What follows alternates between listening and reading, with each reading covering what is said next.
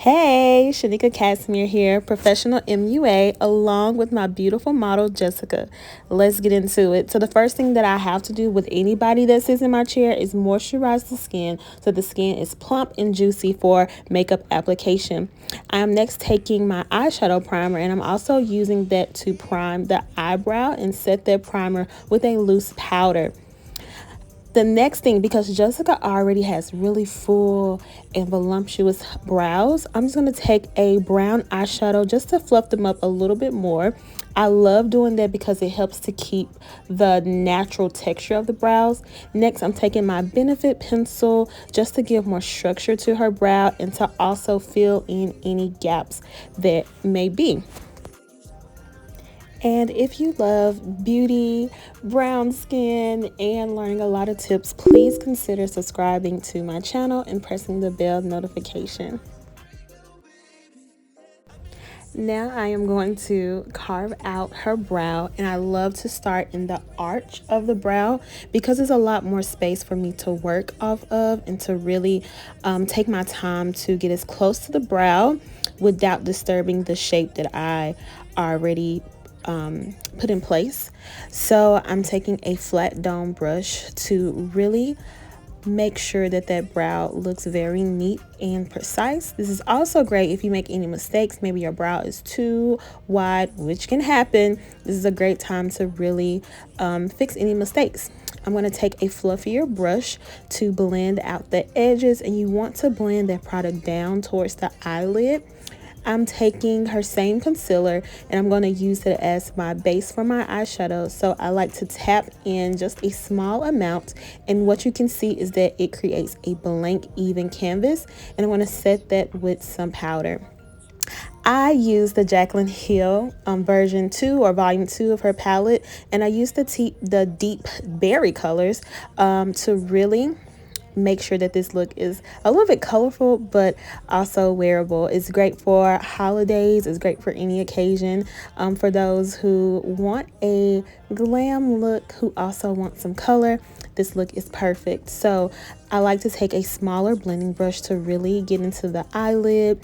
I am now going to take the deepest burgundy color to go into the eye crease to really give me a little bit more definition. And I really wanted to keep the blending so that you can see me build up those colors.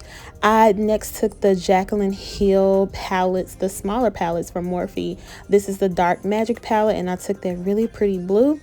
I wanted to enhance and add more depth without going into a deep brown or a black just yet. So I thought the blue was a really beautiful color to complement the burgundy shades that I initially put into the crease. And listen, please take your time to really build up that color. As you can see, I stayed in one spot of my crease until I got the opacity of the color that I wanted, and then I slowly moved more into my crease. This, to me, was an aha moment starting out in makeup, is that you really have to take your time to blend it out. Now I'm going to cut the crease, and I found a really cool hack. Make sure you follow me on TikTok to see more about this hack.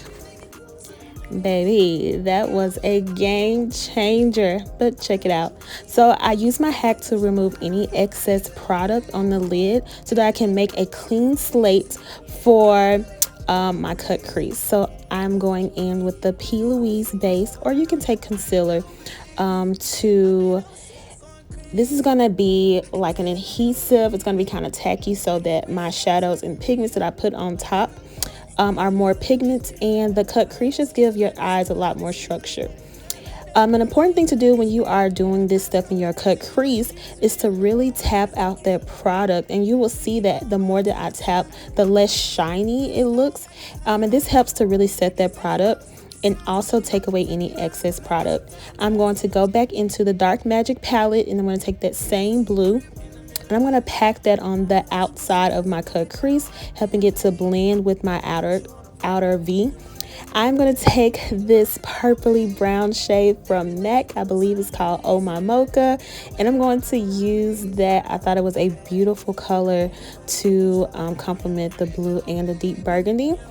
And I went into my Playing in Makeup by Yolondo palette, the collaboration with Beauty by Melissa. And I'm taking that gorgeous buttery smooth gold. I'm going to put that in the inner third of my cut crease. And this just gives a little bit of shimmer, and shimmer is ultimate glam.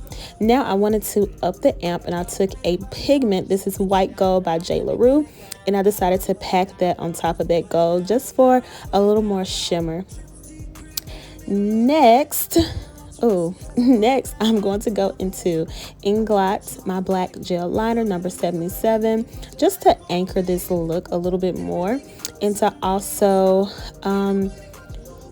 this is also going to help when I put on her false lashes as well.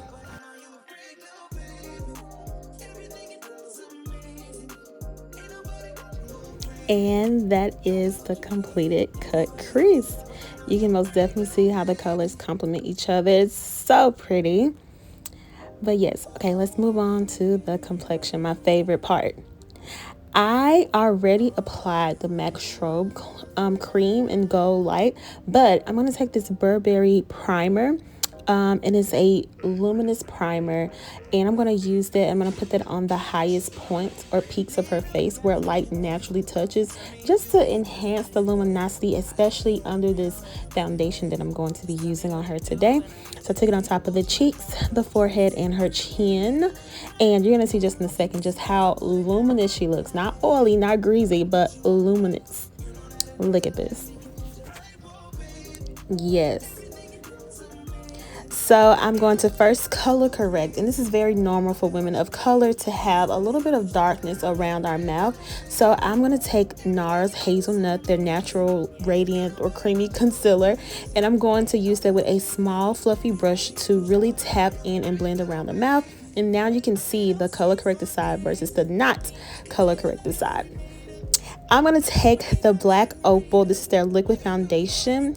This is the Pore Perfecting Foundation in the shade Chocolate. This is a beautiful foundation, and I love the deeper shades of this range. I'm going to be using a beauty sponge to blend in this product all over her face. And what I love about this foundation, y'all, is how well it mixes and works with other products. And as a makeup artist, that is a really great thing because I get to control and manipulate it. It dries down or sets to a natural skin-like finish. Pore perfecting, yes, the skin looks buttery smooth. So check out this foundation, especially to all my beautifully pigmented brown beauties. This is a beautiful foundation.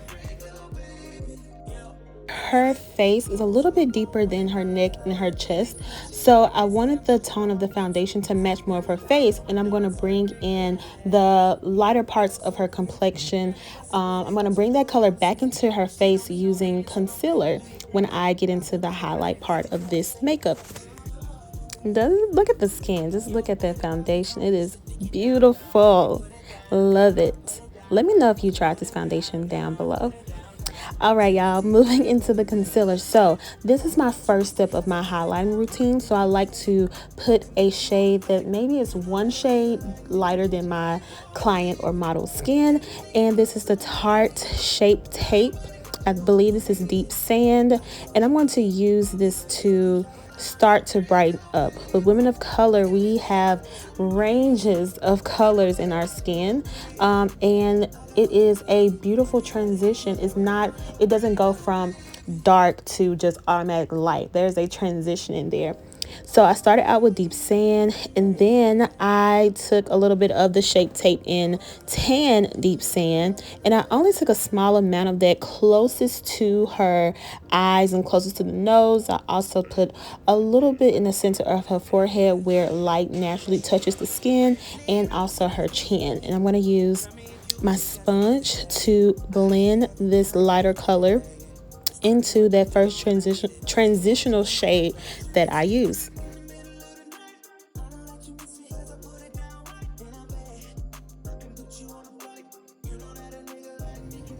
I love thinking about makeup as if it's Photoshop, and in Photoshop you work with layers. So this is just one layer of the process.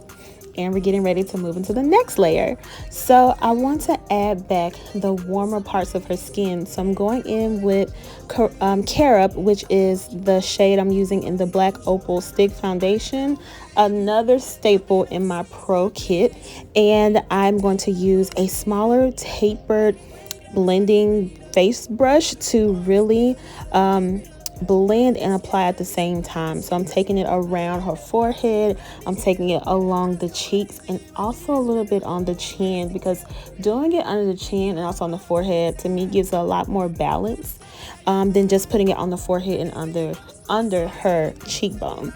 So this is going to really just help to start the contouring process. Again, it's all about the transitions in my professional technique. So this is just one way that I add a little bit of warmth and to transition into deeper tones. I also pinch that brush together on the nose. I'm not really trying to contour. I'm really just trying to bring back definition into the nose. Now I'm going to use the dermablend powder to set. I first take my blender and to knock out any creases, is that a good way to put it? To really blend out any creases, and then I go in with my powder to softly set those highlighted areas. Now it is time to set the rest of the face, and I'm going to go in with the MAC Mineralized Skin Finish in Dark and Deepest, and I'm going to lightly set the rest of her makeup. I love this powder because it really does give a more natural finish to the skin.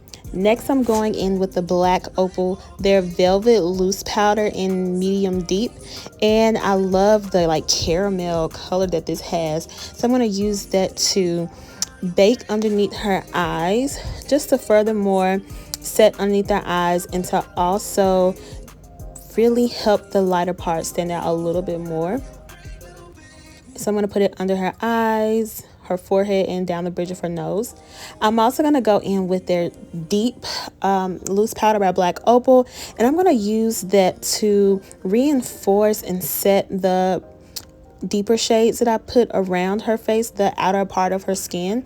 So I'm going to use that, and I'm going to press it in. If you notice, that is my technique of pressing, because I do not want to disturb any of the product that I put down, and I also want to be more precise with my application. Because I have that powder, I'm going to go in and finish the eye. I'm taking a Laura Mercier eyeshadow stick, cream stick that they have, and I'm going to use that to act as my liner for the waterline, and to also be a base for the colors I'm going to smudge on her lower lash line. I'm also taking just a tiny bit of black in the outermost part of her crease, just to give me a little bit more sultry and depth to her look.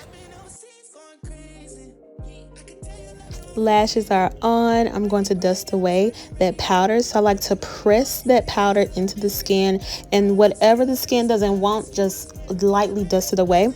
Moving on to lips, I'm going to take Night Moth by MAC. It is a very pretty deep plum lip liner, and I am going to take a peachy lip color just to go in the center of her lips. I thought that the peachiness of the lip color would really complement the eyes, and I'm going to apply the lip color. I also applied a lighter shade just in the center of the lips, and I'm going to top off the lips with a pink lip gloss, and I'm going to put the products that I use in the lips down in the description box.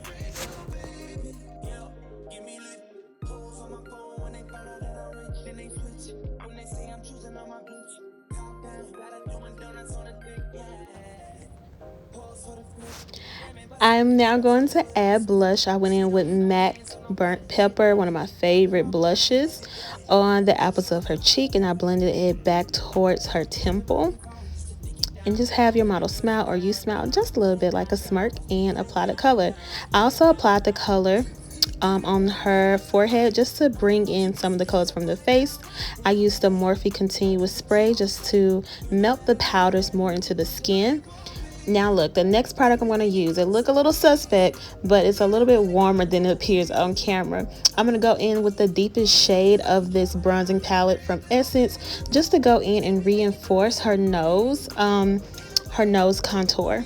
So I take a small eyeshadow fluffy brush to just go in and just add more shape to the nose, and I blend it up into the brows.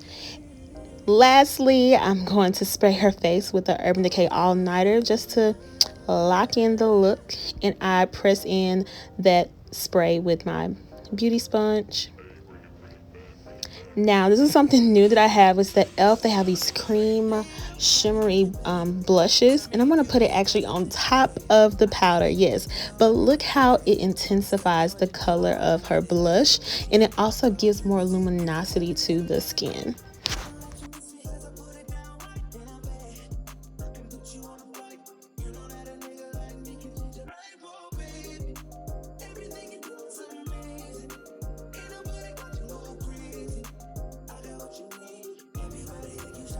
And that concludes the look. Look how gorgeous, expensive, but also sultry and flirty she looks with this beautiful, colorful glam. Colorful but wearable glam. If you love this video and you learned new techniques or tips, please make sure that you subscribe, like, and hit that notification bell. Bye.